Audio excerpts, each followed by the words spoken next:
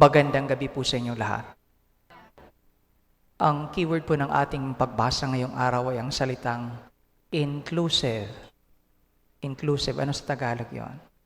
Well, siguro hindi na lang isang salita pag Tagalog. Ibig po sabihin ng inclusive, sa lahat ng plano natin, dapat hindi lang para sa isa, hindi lang para sa dalawa, kundi para sa lahat.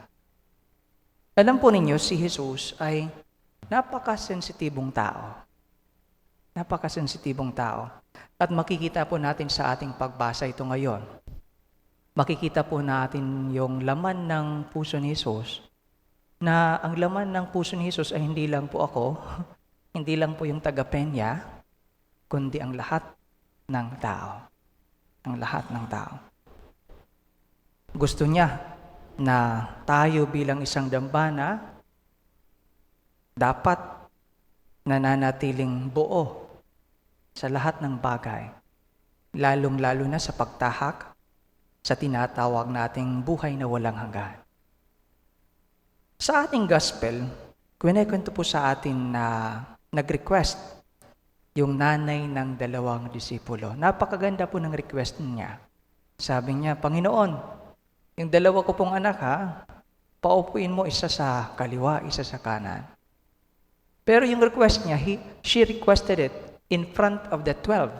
So, 12 sila, pero yung request niya para lang sa dalawa.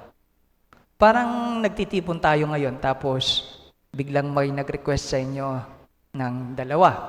Sabi, Father, kami lang po ang isama ninyo. Yun ang dating At pag pinatulan to ni Jesus, ano ang magiging resulta? Gulo. Competition, division. 'Di ba?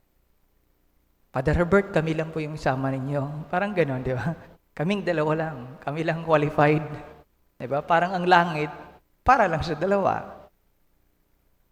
Pero ang sagot ni Jesus ay punong-puno po ng wisdom. Ano ang sabi ni Jesus bilang tugon? Ang tugon niya ay hindi lang para sa nanay, hindi lang para sa dalawang anak, kundi yung naging tugon ni Jesus ay para po sa lahat. Sabi ni Jesus, ang sino mang ibig maging pinuno o dakila ay dapat maging alipin ninyo tulad ng anak ng tao na naparito. Nang ibig sabihin, lahat naman po tayo ay may capacity na makagawa ng mabuti, na maging dakila, na makapaglingkod. Yung sagot ni Jesus ay hindi po sagot pa, na ang sagot ay ng tugon ay yes or no. Hindi. Yung tugon ni Jesus ay naging para sa lahat. Naging para sa lahat. Nawa sa ating mga minimithi, palagi ang ating mga mithiin ay palagi pong para sa lahat. Para sa ating dambana. I believe ito yung tinuturo ni Jesus sa atin.